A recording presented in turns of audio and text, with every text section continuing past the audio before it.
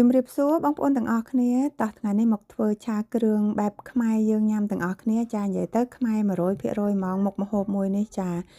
ហើយថ្ងៃនេះនៅប្រទេសអូស្ត្រាលីមេឃរៀងបើកក្តៅអញ្ចឹងក៏មកធ្វើម្ហូបលេងនៅខាងក្រោយផ្ទះអីបន្តិចអញ្ចឹងណាបងប្អូនចា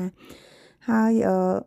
គ្រឿងផ្សំក៏យើងមានដូចជានេះបងប្អូនឃើញហើយចាដំបូងក៏យើងត្រូវដាក់ខ្ទះឲ្យក្តៅណាបងប្អូនចា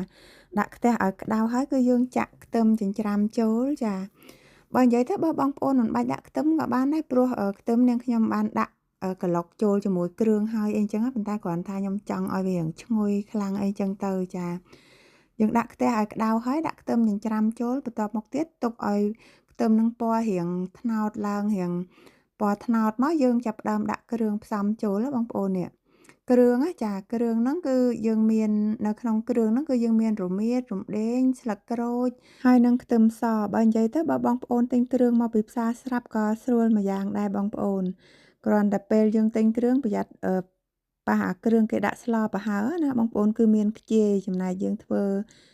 ឆាគ្រឿងនេះគឺអត់ដាក់ខ្ជាយទេបងប្អូនចាគឺយើងកូរគ្រឿងនឹងឲ្យ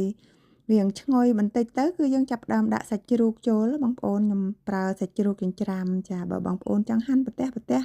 អីក៏បានដែរបងប្អូនគ្រាន់ថាចិញ្ច្រាំទៅវាជាតិជាងអីចឹងណាចាដាក់សាច់ជ្រូកហើយគឺយើងកូរច្បល់ជាមួយគ្រឿងនោះឲ្យវារៀងឆ្អិនសាច់ដូចជា60% អីអញ្ចឹង70% អីទៅយើងចាប់ផ្ដើមដាក់គ្រឿងផ្សំចូលណាបងប្អូនឃើញអត់នេះកូរច្បល់មួយគ្រឿងអញ្ចឹងមកបងប្អូនអើយនិយាយពីថាឈ្ងុយទ្រប់ត្មងចាបន្ទាប់មកទៀតគឺយើងចាប់ផ្ដើមដាក់ប្រេងខ្យងចាខ្ញុំប្រើគ្រឿង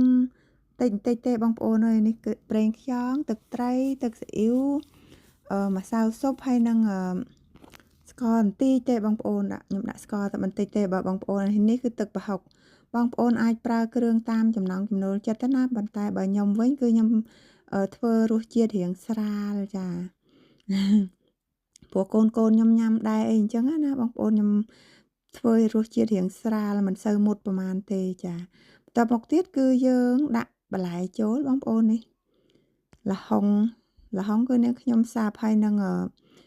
ត្រប់ណាចា